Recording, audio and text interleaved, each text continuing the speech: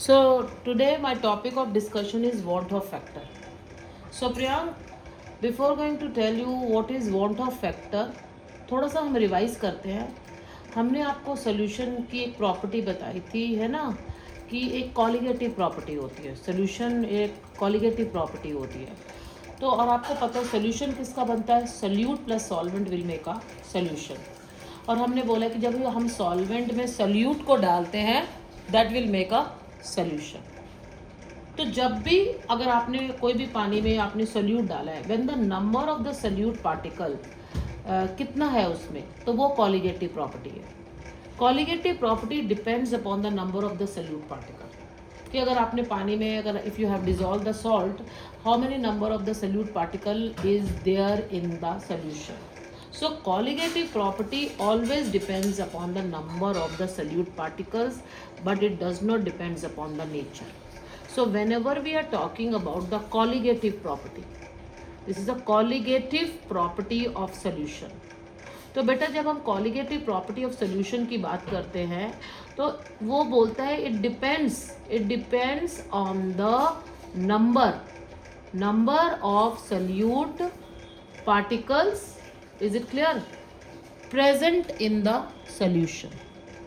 Number of solute particles present in the solution. वो number पे depend करता है but not on the nature of solute, but not on the nature of the solute particles. Is it clear? But not on the nature of solute particles. तो वो कहते हैं कि कितना सोल्यूट पार्टिकल्स का नंबर है, that is a basically that will give you the colligative property. और आपका जो सोल्यूशन चैप्टर्स है as per the class 12th, तो आपका 4 कॉलिगेटिव प्रॉपर्टीज था. तो आप बता सकते हो कि कौन सा कॉलिगेटिव प्रॉपर्टीज था. One is as per the Raoult's law. हमने बोला था ना कि there is a relative lowering of the vapour pressure. आपको मालूम था कि as per the Raoult's law there is a relative lowering of the vapour pressure. Is it clear? Can I clear? So आपका 4 कॉलिगेटिव प्रॉपर्टी था. Colligative property जो आपका colligative property था, again I am writing it depends upon, it depends upon the number of the solute particles. Is it clear और not? कॉलिगेट 1 minute. Colligative properties वो होती है solution की, depends on the number of solute particles. Clear? Present in the solution. It is present in the solution. Is it clear? वो किसी भी चीज़ के number पे डिपेंड करती है, उसके नेचर पे डिपेंड नहीं करती. और आपका 4 कॉलिगेटिव प्रॉपर्टीज है as per the class 12th. Colligative property as per the solution in class 12, you have a 4 colligative properties. One is relative lowering of vapor pressure. Relative lowering of vapor pressure of solution. Is it clear? Can you clear? और उसमें हमने बताया था आपको P0 minus PS upon P0 is equal to, it depends upon the mole fraction of the solute. वो solute के mole fraction पे depend करता है. Is it clear? ठीक है, ये सब कॉलिगेटिव प्रॉपर्टी है. सेकेंड प्रॉपर्टी थी osmotic pressure. If you remember this is a osmotic pressure. Is it clear? Can you clear? इसमें the pi is equal to C into R into T. Third colligative property कौन सी थी? Can you please tell me? One is third colligative property is elevation in boiling point. Elevation in boiling point. Elevation in boiling point. तो जिसमें हमने बताया था कि delta TB is proportional to the molality of the solution. You remember this thing और not? जिसमें हमने आपको एब्लियोस्कोपिक कांस्टेंट भी बताया था. हमने आपको बताया था ना कि जो अगर आप प्रोपोर्शनलिटी के साइन को रिमूव करते हैं तो that is give you the ebullioscopic constant, because delta TB is equal to KB into M. और ये elevation in boiling point molality of the solution पे डिपेंड करती है. Is it clear? तो delta TB is equal to KB into M. It depends upon the molality of the solution. Is it clear? And the fourth colligative property is depression in freezing point. Depression in freezing point. This is the depression in freezing point of the solution.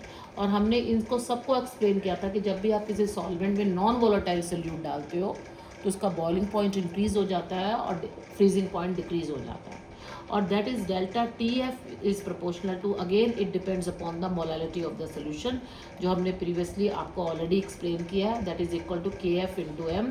तो this K F is called as the cryoscopic constant और molar depression constant. Is it clear? तो ये सारी colligative properties है, क्योंकि जब भी हम सॉल्वेंट में सोल्यूट डालते हैं तो वो सोल्यूट के नंबर पे डिपेंड करती है, वो उसके नेचर पे डिपेंड नहीं करती. और हम अगर if I am going to ask you कि आपके पास अगर कोई सॉल्वेंट है and if you dissolve 10 molecules, आपने सोल्यूट के 10 पार्टिकल्स डिजॉल्व किए हैं and if it remain as 10, तो there is change in number of solute. Please tell me, क्या उसके सोल्यूट के नंबर में चेंज हुआ? नहीं हुआ ना. अगर आपने 10 पार्टिकल्स डिजॉल्व किए और 10 ही उसमें है तो आप बोलोगे that is a colligative property remain same, there is a no change. But van't Hoff factors, because आज का टॉपिक ऑफ डिस्कशन है वांट ऑफ फैक्टर. तो वांट ऑफ फैक्टर कहाँ पर एग्जिस्ट करता है? क्योंकि कुछ सोल्यूट जो होते हैं whenever we are going to put it in a solvent तो वो अबनॉर्मल बिहेवियर शो करते हैं. Is it clear? आप बोलोगे कि मैम वो अबनॉर्मल बिहेवियर क्या होता है? बेटा जब हम कोई सोल्यूट को डालते हैं, कुछ सोल्यूट क्या करते हैं, पानी में डिसोसिएट करते हैं कि नहीं करते हैं, और कुछ सोल्यूट क्या करते हैं, पानी में एसोसिएट करते हैं. इज इट क्लियर कि नहीं क्लियर? तो उससे आपका नंबर ऑफ सोल्यूट पार्टिकल जो होगा वो चेंज हो जाएगा. तो वहीं पे वांट ऑफ फैक्टर एग्जिस्ट करता है, तो आपका कॉलिगेटिव प्रॉपर्टी भी चेंज हो जाएगी. बिकॉज मैंने आपको क्या बताया कि कॉलिगेटिव प्रॉपर्टी किसी भी सोल्यूट के नंबर पर डिपेंड करती है.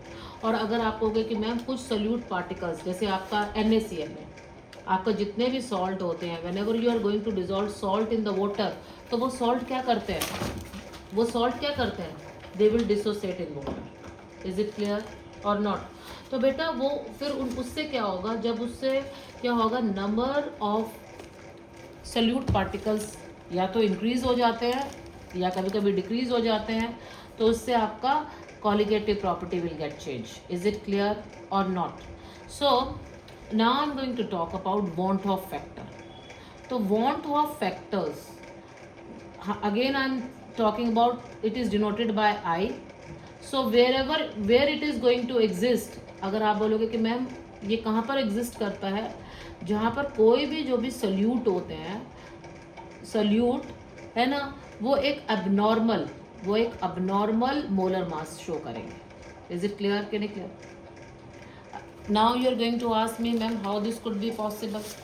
Now your question is this, because for example अगर आप बोलते हो आपने कोई सोल्यूट है, अगर आपने सोल्यूट को सॉल्वेंट में डिज़ोल्व किया है ना, तो उसका थ्योरेटिकल वैल्यू अगर आप बोलते हो कि मैम मैंने 10 मॉलिक्यूल्स या 10 पार्टिकल सोल्यूट का सॉल्वेंट में मिक्स किया and when ever it is going to make a solution, है ना, तो आपका सोल्यूशन में भी आपका जो सोल्यूट का पार्टिकल्स है, सोल्यूट का पार्टिकल्स कितना, थ्योरेटिकल वैल्यूज कितनी थी, 10.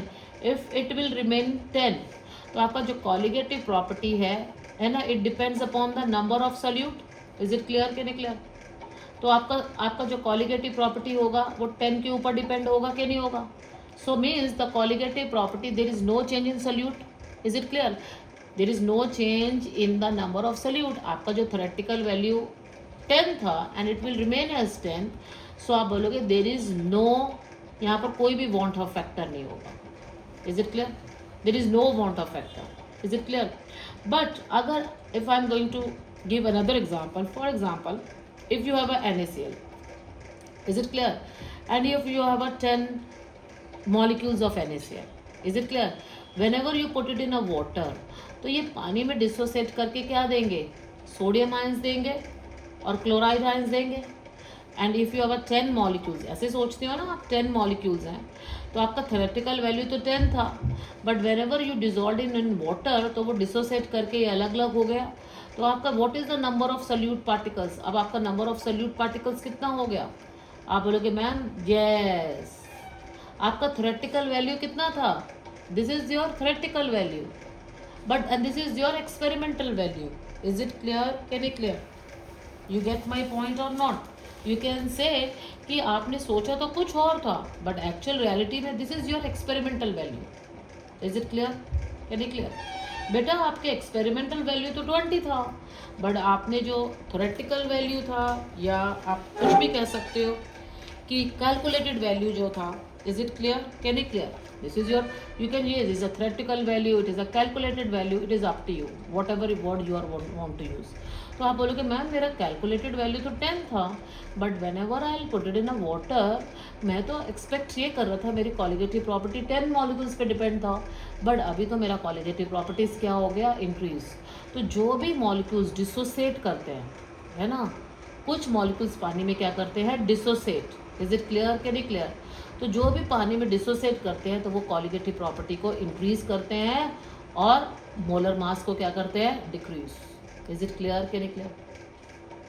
अब आप बोलोगे कि मैम मोलर मास कैसे डिक्रीज होता है. बेटा अगर आप बोलते हो कि मैं बोलती हूँ एक स्प्लिट अप हो गया, अगर मैं बोलती हूँ एक मॉलिक्यूल का 58.5 ग्राम पर मोल मास है, and when ever it will get split up into 2, अगर आपसे कोई पूछेगा मोलर मास क्या है, आप बोलोगे मैम 23 और इसका 35.5, तो वो स्प्लिट हो गए ना.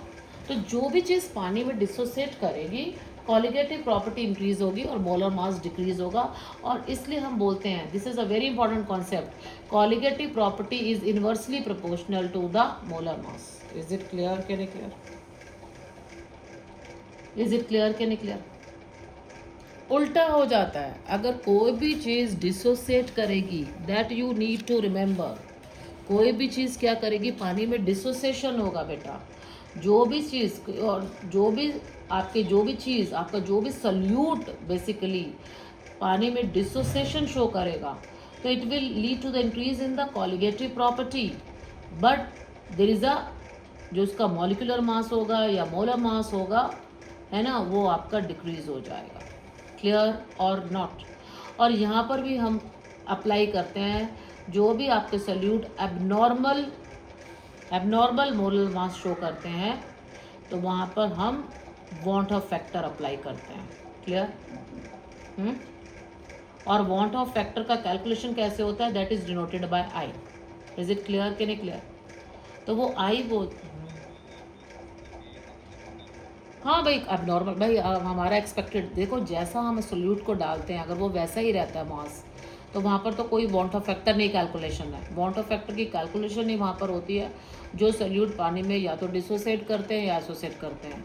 तो they have a role in the change in the colligative property. हमारा थ्योरेटिकल वैल्यू या कैलकुलेटेड वैल्यू, जैसे मैंने बताया ना, आपने 10 मॉलिक्यूल्स NaCl के डाले, बट आपका जो कॉलिगेटिव प्रॉपर्टी था 10 होना चाहिए था सोल्यूशन में, अगर वो सेम बिहेव करता, बट ऐसा नहीं होता. जो भी आपके सॉल्ट होते हैं वो पानी में डिसोसिएट करते हैं, तो आपका नंबर ऑफ द पार्टिकल्स या आयंस या सोल्यूट पार्टिकल्स इंक्रीज हो जाते हैं, तो और आपका मोलर मास डिक्रीज हो जाता है. Is it clear. तो वहाँ पर वॉन्ट ऑफ फैक्टर की कैलकुलेशन होती है.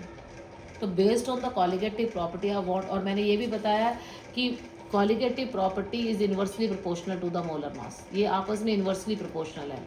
कॉलिगेटिव प्रॉपर्टी इंक्रीज होगा तो मोलर मास डिक्रीज होगा, दैट इज़ फॉर श्योर. और अगर आपको वॉन्ट ऑफ फैक्टर का कैलकुलेशन निकालना है, तो हम उसमें क्या करते हैं, that is the experimental value. हम क्या लिखते हैं कि एक्चुअल में तो कुछ और हो गया, experimental value of colligative property. Is it clear, can it clear. This is the experimental value of the colligative property. जैसे आपने एक्सपेरिमेंटल में जब आपने एक्सपेरिमेंट करके देखा, divided by, is it clear, calculated value, calculated value of colligative property. is it clear. when solution behave idly, नहीं आया मतलब जब solution idle behavior शो करता है. is it clear. means there is no change. हम ये expect करते थे कि there is no change in the number of the solute. जितना हमने solute solution में डाला है उतना ही रहेगा, बट ऐसा नहीं होता. तो एक्सपेरिमेंटल वैल्यू ऊपर लिखो और कैलकुलेटेड वैल्यू नीचे लिखो. और आप ये भी कह सकते हो, आप एक्सपेरिमेंटल वैल्यू को आप ऑब्जर्व्ड वैल्यू भी, बिकॉज ऑब्जर्वेशन हमेशा एक्सपेरिमेंट के वक्त होती है. You can say it is observed value upon normal value. Is it clear, can it clear. या theoretical value. Is it clear, can it clear. और इसलिए बोलते हैं that I, this is a van't Hoff factor, it is equal to the what we can say if in terms of molecular mass. is it clear. molecular mass तो उल्टा चलता है, तो उस केस में हम क्या बोलते हैं बेटा, रिवर्स कर देंगे, because colligative property is inversely proportional to the, you can say molecular mass या molar mass. Is it clear. तो उस केस में हम क्या करेंगे बेटा, यू कैन से कैलकुलेटेड,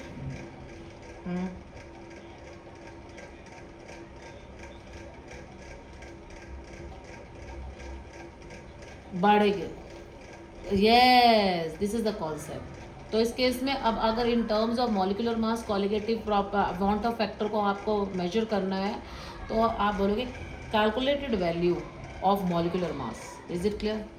जो आप एक्सपेक्ट कर रहे थे वो ऊपर होगा, है ना, divided by that is called as the abnormal, is it clear?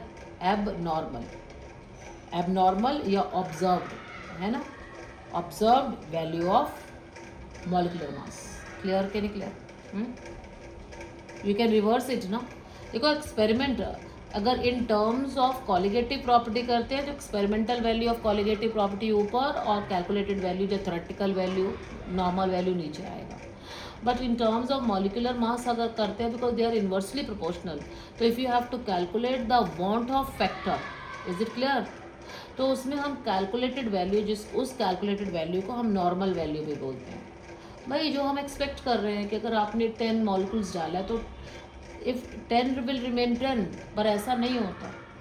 आपका कुछ सल्यूट एबनॉर्मल बिहेवियर शो करते हैं बेटा, वहीं पे वांट ऑफ फैक्टर एग्जिस्ट करता है। तो अगर आप in terms of molecular mass को कैलकुलेट करते हो तो आप बोलोगे calculated value of molecular mass you can put it at the top and the abnormal और observed value of molecular mass हम नीचे लिखेंगे, और इसमें हम बोलते हैं that is MC upon MO। Is it clear और नॉट? एबनॉर्मल मीन्स ऑब्जर्व, क्योंकि हम सोच क्या रहते हो हो क्या जाता है actually. So this is the main thing over here. Is it clear? Any doubt, any problem, ask me. So you have to calculate colligative property. यहीं पे एक कॉन्सेप्ट आता है, again I am writing many times, it is inversely proportional to the molecular mass. अगर आप बोलोगे कि ma'am कुछ सोल्यूट ऐसे होते हैं जो सॉल्वेंट में एसोसिएशन शो करते हैं, इज इट क्लियर? कहते हैं एसोसिएशन, फॉर एग्जांपल आपका acid, you know about acetic acid CH3COH, है ना। तो अगर आप एसिटिक एसिड का आई थिंक मोलर मास 60 ग्राम पर मोल है, इज इट क्लियर? तो अगर आप if you have a acetic acid, if you have a 2 molecules of acetic acid, is it clear? तो आपके पास कितना नंबर है, नॉर्मल वैल्यू या कैलकुलेटेड वैल्यू कितना है, 2 मॉलिक्यूल्स है ना। बट ये भी 60 है, ये भी 60 है, ठीक है, 60 ग्राम्स, ये भी 60 grams. But when ever you put it in a water, जब आप इसको वाटर में पुट करते हो तो they will make a hydrogen bond, is it clear? तो ये देखो बेटा, ये हाइड्रोजन बॉन्ड बनाते हैं, है ना। देखो आप इसको ऐसे करके लिखो, this is a make, they can make, both can make a hydrogen bond. तो ये एसोसिएट हो जाता है तो दे विल मेक, उसको डाइमर्स बोलते हैं। But you can consider it as 1 molecule. देखो दिस इज अ 1 मॉलिक्यूल ना। अभी आप बताओ 60 + 60, तो इस 1 मॉलिक्यूल का वेट कितना होगा, 120 ग्राम्स। तो अभी आप मुझे बताओ आप क्या एक्सपेक्ट कर रहे थे, आपका जो कैलकुलेटेड वैल्यू था, यही तो आपका कैलकुलेटेड वैल्यू था। आप ये एक्सपेक्ट कर रहे थे कि मैम मेरा कैलकुलेटेड वैल्यू 2 मॉलिक्यूल्स पे, कॉलिगेटिव प्रॉपर्टी 2 मॉलिक्यूल्स पे डिपेंड होना चाहिए। बट यहाँ पर तो आपका जो एक्सपेरिमेंटल वैल्यू है या आपका जो ऑब्जर्व्ड वैल्यू है, इज इट क्लियर कि नहीं क्लियर, वो तो आपका 1 हो गया ना। तो आपका कॉलिगेटिव प्रॉपर्टी यहाँ पर डिक्रीज हो गया। तो यहाँ पर जब भी कोई चीज़ एसोसिएट करती है तो number of salute particles decreases, is it clear कि नहीं clear? It is decreases in solution, clear, and molecular mass increases, you can say, clear? तो you can I have molecular mass या you can say molar mass। तो जो भी चीज़ associate करती है, और मैंने ये बोला कि कॉलिगेटिव प्रॉपर्टी किसी भी चीज़ पे नंबर पे डिपेंड करती है, तो आपका colligative property decreases because solute particles कम हो जाएंगे, बट आपका उसका मॉलिक्यूलर मास जो होगा वो इंक्रीज हो जाता है। Is it clear, can it clear? So I have to prove this thing. और नाउ द सेकेंड थिंग कि जब भी जो भी चीज़, जो भी आपका सॉल्यूट एबनॉर्मल बिहेवियर शो करता है, बेटा, इज इट क्लियर? या तो एसोसिएशन शो करेगा बेटा या डिसोसिएशन शो करता है, क्लियर? तो उसके लिए आपका कॉलिगेटिव प्रॉपर्टी डिफरेंट होगा और उसके लिए आपको वाटर फैक्टर को निकालना होगा। और जब भी आप जितना भी आपको मैंने बताया ना सोल्यूशन में एलिवेशन इन बॉइलिंग पॉइंट करते हैं या रिलेटिव लोअरिंग करते हैं, if you are going to talk about the relative lowering of vapour pressure by adding non volatile solute और समथिंग, तो उस केस में आपको उसके न्यूमेरिकल्स में आपको क्या करना है, बस एक little change you can do, है ना। आप बोलोगे P not minus P S upon P not is equal to depends upon the mole fraction of solute. तो आपको ये वाटर फैक्टर आई को मेजर करके उससे मल्टीप्लाई करना पड़ेगा। Is it clear? तो सेकंड प्रॉपर्टी हमारी क्या थी, कॉलिगेटिव प्रॉपर्टी की, है ना। एलिवेशन इन बॉइलिंग पॉइंट था ना, ठीक है। और उसमें क्या था, delta T B is equal to K B into M था। तो अगेन जो भी सोल्यूट एबनॉर्मल बिहेवियर शो करेगा तो आपको वाटर फैक्टर का वैल्यू निकाल के उससे मल्टीप्लाई करना पड़ेगा। क्लियर? थर्ड प्रॉपर्टी क्या थी, rest all are same, there is a depression in freezing point. Is it clear? Depression in freezing point of the solution. Clear? Freezing point, तो delta T F is equal to K F into molality. तो again you have to find out the water factor. Clear? Very clear. और आपका fourth property क्या थी, osmotic pressure. Clear? Osmotic pressure, तो here also you have to calculate the, देखो पाई is equal to हमने बताया था ना सी आर टी होता है कि नहीं होता, तो again you have to calculate the water factor. Is it clear? So now the next topic is, now I have to calculate the calculation of the degree of dissociation and association. Is it clear? भाई आपका जो आपने solute डाला है, आप कितना degree का मतलब होता है कितना परसेंटेज या कितना मॉलिक्यूल, अगर आपने 100 मॉलिक्यूल्स डाला है तो आप बोलोगे भाई 100 का 100 तो डिसोसिएट नहीं होगा ना। डिग्री का मतलब होता है कि कितना मॉलिक्यूल, सपोज करो आपके पास 100 मॉलिक्यूल्स है ना, ए का 100 मॉलिक्यूल्स है। अगर आप बोलते हो कि मैम ये डिसोसिएट कर रहा है ना, डिसोसिएशन हो रहा है, तो डिग्री का मतलब होता है, अब मुझे बताओ क्या 100 का 100 तो नहीं होगा। आप बोलोगे मैम 100 में से 20 मॉलिक्यूल्स मेरे they are showing the phenomena of they are undergoing dissociation. Is it clear कि नहीं क्लियर? तो वो जो अल्फा होगा that is alpha, alpha is called as the degree of dissociation. Clear और नॉट? आया कि नहीं आया?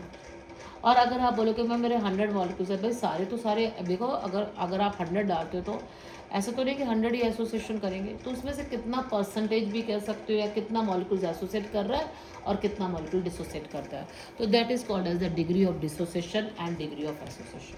Is it clear? तो जो अल्फा होता है बेटा, हम उसको किससे रिप्रेजेंट करते हैं, alpha is called as the degree of dissociation, is it clear, या एसोसिएशन। क्लियर? ठीक है। तो first of all I am going to write calculation of degree of dissociation. Clear? Degree of dissociation, वो solute जो पानी में dissociate करते हैं, कॉलिगेटिव प्रॉपर्टी को इंक्रीज करते हैं। तो what is the definition of the degree of dissociation?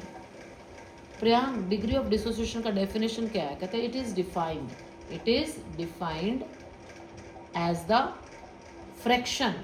Is it clear? फिर कितना fraction of the total substance. Is it clear? Fraction of the total substance that undergoes dissociation, कि कितना fraction जो है, अगर आपके पास 100 मॉलिक्यूल्स है उसमें कितना फ्रैक्शन डिसोसिएट कर रहा है, तो that is called as the degree of dissociation. You understand? That undergo dissociation. Is it clear? Can you clear? So that is called as the degree of dissociation and it is represented by alpha. So alpha is called as the degree of dissociation. Clear?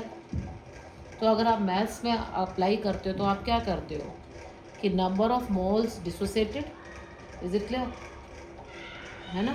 अगर आपको degree of dissociation find out करना है कि number of moles undergo dissociation divided by the total number of moles. Am I right?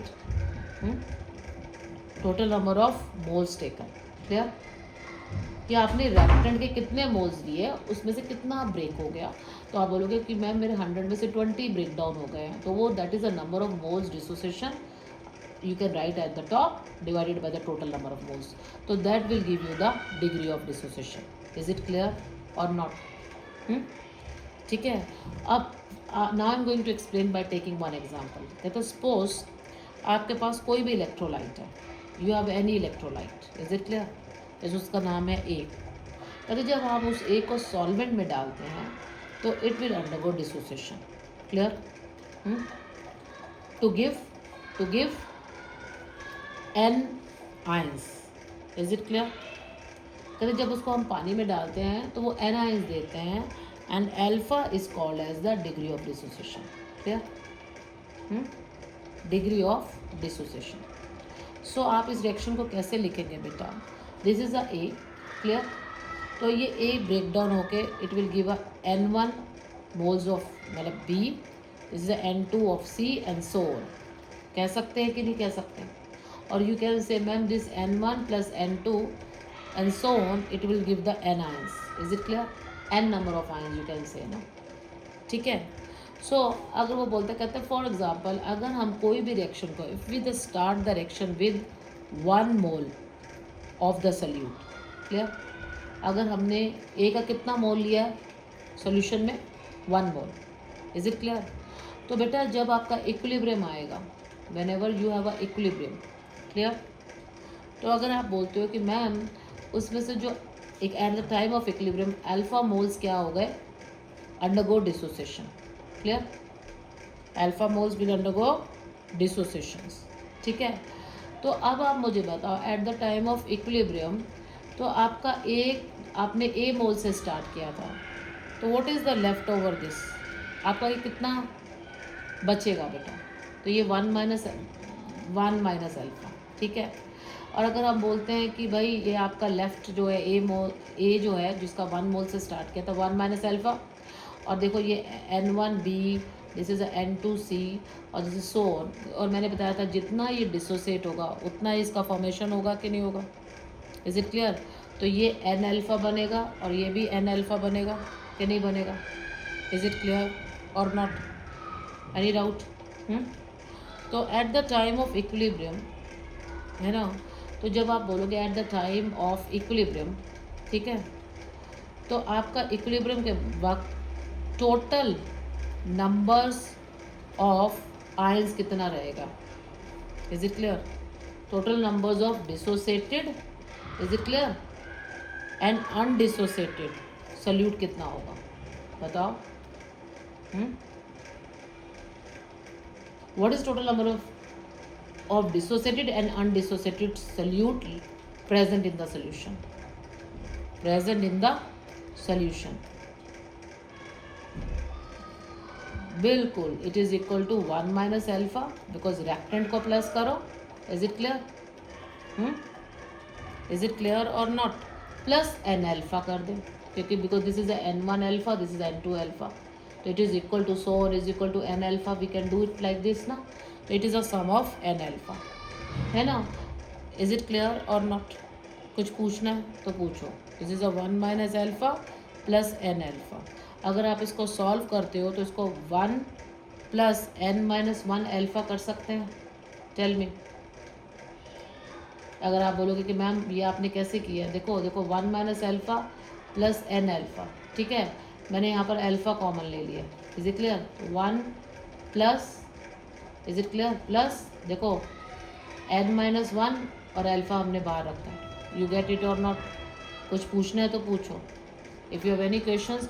देखो जब equilibrium के वक्त कहते हैं कि what is the total number of the salute means कुछ डिसोसिएटेड होंगे और कुछ अनडिसोसिएटेड होंगे. ये तो नहीं 100% तो डिसोसिएशन नहीं होगा ना. तभी तो हम डिग्री ऑफ डिसोसिएशन को we have to find it out. और कॉलिगेटिव प्रॉपर्टी किस पे डिपेंड करता है? अगर वो बोलते हैं कि व्हाट इज़ द ऑब्जर्व्ड तो ऑब्जर्व कॉलिगेटिव प्रॉपर्टी कितना होगा? तो आप बोलोगे 1 it is proportional to you can say it is proportional to the number of solute particle present in the solution. कुछ एसोसिएटेड होंगे कुछ डिसोसिएटेड होंगे कि नहीं होंगे. तो it is 1 plus N minus 1 alpha we can do like that. Is it clear? और जो आपका नॉर्मल वैल्यू होगा आप कितना एक्सपेक्ट करते थे? जो नॉर्मल या तो जो आपका थ्योरेटिकल वैल्यू होगा that is proportional to 1 because आपने ये जो ए लिया है वो 1 मोल से स्टार्ट किया है कि नहीं किया. आप तो 1 मोल ही एक्सपेक्ट कर रहे थे कि नहीं कर रहे थे. बट एक्चुअल आपका कुछ मॉलिक्यूल्स है ना, डिसोसिएट होते हैं, तो जो आपका कॉलिगेटिव प्रॉपर्टी है वो it depends upon the number of the salute particle. तो आपका जो एक्सपेरिमेंटल वैल्यू था उसके अकॉर्डिंग कॉलिगेटिव प्रॉपर्टी इस पर डिपेंड करेगी, और आपका जो नॉर्मल वैल्यू था उसके according colligative property it depends upon the 1 moles और नॉट। और हम फिर again I have to find out the van't of factor. तो जब आप वांट ऑफ फैक्टर को कैलकुलेट करोगे तो व्हाट यू विल डू, तो इट इज़ द आई। तो हमने फिर बोला था आपको observed value of colligative property ऊपर लिखना होगा divided by that is a normal value. Is it clear और नॉट?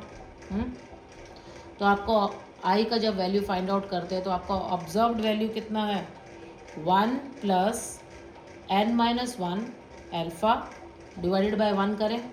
नॉर्मल वैल्यू तो आपका यही था ना कि नहीं था? So when ever you are going to calculate, आप इसको मैथ्स लगा के यू हैव टू कैलकुलेट बेटा। तो इन टर्म्स ऑफ एल्फ़ा आपको अल्फ़ा का वैल्यू निकालना होगा बेटा। तो alpha is equal to i-1 upon n-1। That you need to learn, because जब भी आप न्यूमेरिकल्स करोगे तो अल्फ़ा जो डिग्री ऑफ डिसोसिएशन होगा ना, जब भी कोई चीज़ abnormal solute abnormal behaviour show करता है और इट अंडरगो डिसोसिएशन, तो अल्फ़ा का वैल्यू होगा i-1 और n-1। और यहीं पे एक क्वेश्चन आता है कि जो भी सल्यूट सॉल्वेंट में डिसोसिएशन शो करते हैं तो उनका जो वांट ऑफ फैक्टर होता है it is always greater than 1। Is it clear? Because आपका कॉलिगेटिव प्रॉपर्टी बढ़ेगा ना, अगर आपका कॉलिगेटिव प्रॉपर्टी बढ़ेगा है ना, तो आपका जो वांट ऑफ फैक्टर है आई का value it is more than 1।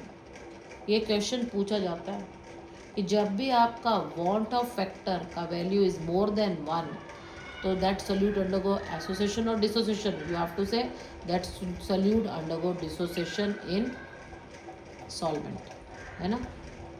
Is it clear कि नहीं clear? So this is the, because this show देखो i-1 है ना, तो मीन्स वांट ऑफ फैक्टर का वैल्यू 1 से मोर है। इज इट क्लियर और not? So this is the formula for the degree of dissociation when the solute undergo dissociation in a solvent. जब कोई भी सल्यूट डिसोसिएट करता है कॉलिगेटिव प्रॉपर्टी भी इंक्रीज करती है, वांट ऑफ फैक्टर भी इंक्रीज करता है, और वांट ऑफ फैक्टर का value it is always greater than 1। Is it clear?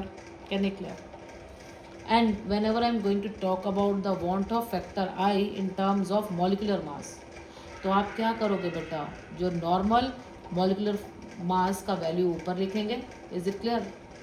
And divided by observed molecular mass हम नीचे लिखेंगे। Is it clear? बिकॉज ये दोनों इन्वर्सली प्रोपोर्शनल है ना। Is it clear? तो आप बोलोगे MC upon MO। Clear? Observed molecular mass नीचे लिखेंगे, और नॉर्मल को हम कैलकुलेटेड भी बोलते हैं। Is you need not confuse with it. Is it clear? So in terms of molecular मास जो आपका अल्फा का वैल्यू आएगा, इज इट क्लियर, तो that could be MC minus MO upon MO n-1। Clear कि नहीं क्लियर? तो बेटा आपको अल्फा का वैल्यू बोथ वेज निकालना पड़ेगा। You have to calculate the values of alpha in terms of molecular mass और in terms of the colligative property. Clear कि नहीं क्लियर? और मैंने आपको क्या बताया था, जो कैलकुलेटेड वैल्यू होता है, जब कोई भी चीज़ पानी में डिसोसिएट करती है तो उसका जो नॉर्मल वैल्यू या calculated value, this calculated value is always greater then the observed value. क्योंकि ऑब्जर्व्ड वैल्यू तो मतलब कि कोई चीज़ डिसोसिएट करके तो मॉलिकुलर मास कम हो जाएगा ना उस सॉल्यूट का। Is it clear? तो इसलिए हम बोलते हैं इस केस में alpha is equal to calculated value minus observed value of molecular mass divided by observed value n-1। Clear? Can clear? So this is another way to calculate the alpha if they are going to give you the molecular mass of the solute at the time of experiment when observed value और जो भी normal value या calculated value. Is it clear? Can it clear? Is it clear? Is it clear? Priyank, do you have any question? है ना प्रियांक? तो these are the two formulas. और एक question तो बहुत सारा मैंने एंट्रेंस में भी देखा है, बहुत सारा मतलब कॉम्पिटिशन्स में भी देखा है। If the van't of factor value is greater than 1, तो इट मीन्स वो जो सल्यूट क्या शो कर रहा है, that you need to remember dissociation show कर रहा है. क्लियर और नॉट? और colligative property is also increases जब कोई भी सल्यूट है ना सॉल्वेंट में डिसोसिएशन शो करता है. Clear? Can you clear? So can we explain about the calculation. जब कोई भी चीज़ अब एसोसिएशन के वे से बताते हैं, है ना, जब कोई भी सल्यूट सॉल्वेंट में क्या करता है, एसोसिएट करता है, तो हमने क्या बताया था, कॉलिगेटिव प्रॉपर्टी डिक्रीज होगी और आपका जो मॉलिक्यूलर मास होगा वो आपका इंक्रीज होगा. Is it clear? Can you clear? तो I am going to prove कि वांट ऑफ का factor is less than 1. Is it clear? Can you clear? और observed value of molecular mass is greater than the calculated value. Clear or not? ठीक है. तो now I am going to prove it. So again I am going to take, or here I am going to talk about the degree of dissociation, association. ठीक है. Degree of association को उसको भी हम क्या कहेंगे, alpha. Clear? Again I am taking, first of all I am going to explain the definition. कहते हैं what is the degree of association. कहता है it is defined as the fraction of the total substance. Clear? Total substance which exist in the form of associated molecules. Clear? That is called as the degree of association. भाई अब आपका आपने 100 molecules डाले, 100 के 100 तो associate नहीं करेंगे ना, उसमें से कुछ फ्रैक्शन ही एसोसिएट करेगा ना. तो वो डिग्री ऑफ एसोसिएशन को आप बोलोगे मैम, डिग्री ऑफ एसोसिएशन को हम अल्फा से डिनोट करेंगे and it is equal to number of moles. Is it clear? Associated. Clear है? Divided by total. Clear? Total number of moles taken, कि आपने कहाँ से स्टार्ट किया. Clear? Again I am going to take one example. कहते हैं for example if you have कोई भी सल्यूट है, if you have n moles of A. Clear? Is it clear? और जब आप इस सल्यूट को वाटर में डालते हो, ठीक है ना, तो दे विल अंडरगो एसोसिएशन. तो ये एसोसिएशन करेंगे कि नहीं करेंगे? तो they will associate to form AN कर दे. उसका नंबर कम हो गया ना. अगर आपने ऐसे सोचो ना, 20, अगर आपने 20 मॉलिक्यूल्स लिए तो वो एसोसिएट करके 10 हो गया. Is it clear? कि नहीं क्लियर? तो हम उसको बोलते हैं AN कर दें कि भी अभी भी कितना हो गया, भी ए का कितना एसोसिएट किया. You understand this? You understand और नॉट? यहाँ पर इंक्रीज नहीं हो रहा, यहाँ पर डिक्रीज हो रहा है. क्लियर? और ठीक है. और अगर हम बोलते हैं सपोज अगर आपने Na है ना, they will eight the time of equilibrium they will undergo association. Clear? और अगर आपने स्टार्ट कितने मोल से किया, ए का कितना मोल से आपने स्टार्ट किया, 1 मोल से. Is it clear? Can clear? आप कहोगे मैम 1 मोल से हमने स्टार्ट किया है और जो वो अल्फा है that is a degree of dissociation. इतने molecules, degree of association sorry, तो वो एसोसिएट कर जाते हैं. क्लियर? Can you clear? तो at the time of equilibrium, तो now you can tell me what is the number of moles, है ना. तो इक्विलिब्रियम के वक्त आप मुझे बताओगे कि इक्विलिब्रियम के वक्त बेटा आपका इसका कितना मोल्स होगा, ए का नंबर ऑफ मोल्स ऑफ ए कितना होगा, बोलो. क्योंकि 1 माइनस अल्फा, आप बोलोगे मैम अल्फा मॉलिक्यूल्स जो है वो एसोसिएट कर रहे हैं. ठीक है ना. This is a Na and this is a An. This is time of equilibrium. तो अगर हम बोलेंगे कि बेटा अब आप मुझे बताओ An का कितना होगा, what is the number of moles of this thing, तो व्हाट यू कैन से, ये कितना होगा, ये अल्फा बाय n कर दें. भाई अगर आप बोलोगे कि मैम मेरे 100, सपोज करो आपके 100 मॉलिक्यूल्स थे, अगर आपके उसमें से 20 मॉलिक्यूल्स एसोसिएट कर रहे हैं, नहीं आया कि नहीं आया, एसोसिएट कर रहे हैं, आपका ये अल्फा है कि नहीं अल्फा. और अगर आप बोलोगे मैम इनका पेयर बन रहा है, 2 2 का पेयर बन रहा है, एसोसिएट कर रहे हैं ना, तो फिर अल्फा बाय एन ही तो करेंगे कि नहीं करेंगे? अल्फा बाय 2 ही तो करोगे कि नहीं करोगे बेटा? अल्फा मतलब 20 by, this is a N ना, 20 by, you understand what I am trying to say. अगर आप अल्फा बाय एन करते हो भी, अब आपको पेयर्स बताने पड़ेंगे ना। अल्फा बाय एन करेंगे और आप बोलोगे मैम मेरा एन 2 है, तो तभी तो आपके 10 मॉलिक्यूल्स आएंगे कि नहीं आएंगे?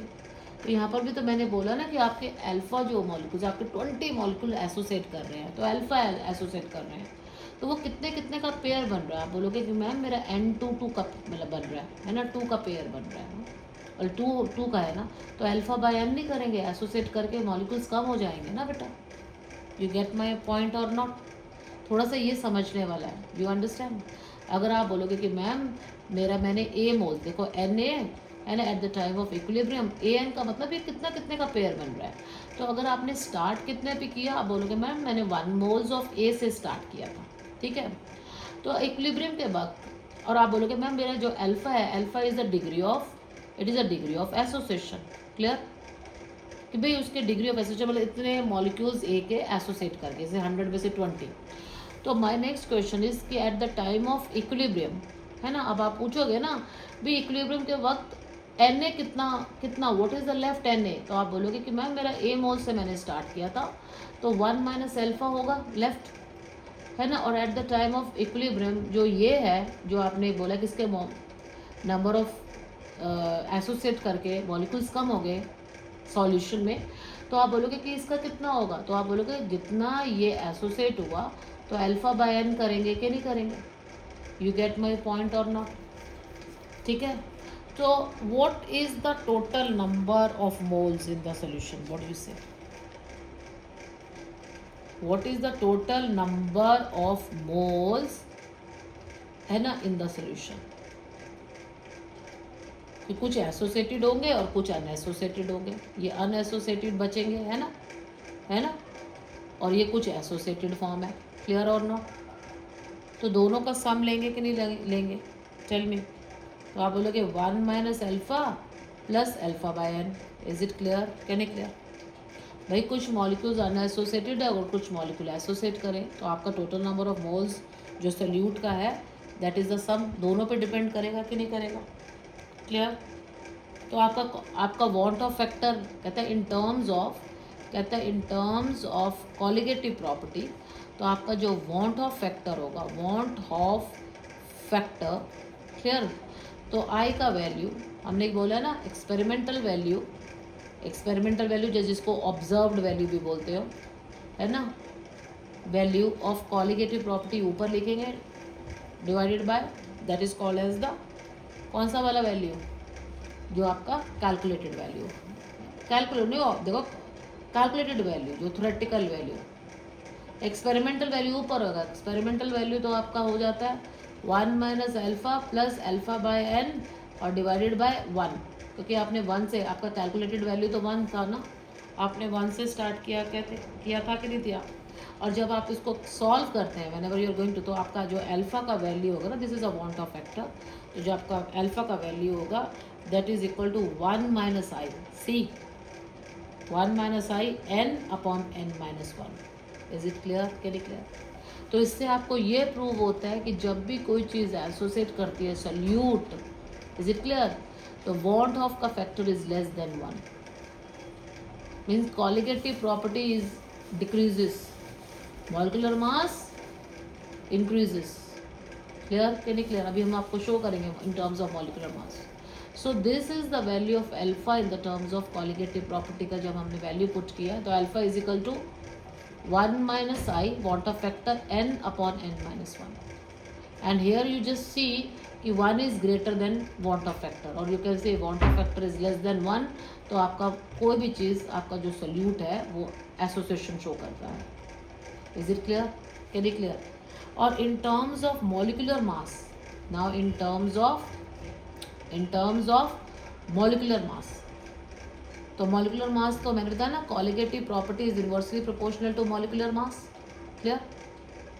तो अगर आपका इसमें कॉलिगेटिव प्रॉपर्टी कम होगा तो मॉलिक्यूलर मास कैलकुलेटेड नहीं, ऑब्जर्व्ड और एक्सपेरिमेंटल ज़्यादा होगा कि नहीं होगा? ठीक है, तो आई का वैल्यू क्या होगा, आप बोलोगे M C upon M O, क्योंकि कैलकुलेटेड वैल्यू ऊपर लिखेंगे, ऑब्जर्व वैल्यू नीचे लिखेंगे, एक्सपेरिमेंटल वैल्यू जिसको बोलते हो। तो when ever you are again going to calculate it, ठीक है, जब आप इसको कैलकुलेट करते हो ना बेटा, तो अल्फ़ा का वैल्यू, देखिए आप इस आई का वैल्यू जो है अगर आप इसको पुट करेंगे और सबको क्या करेंगे, तो एट द एंड आपको ये करना है, अल्फ़ा निकालना है in terms of molecular mass.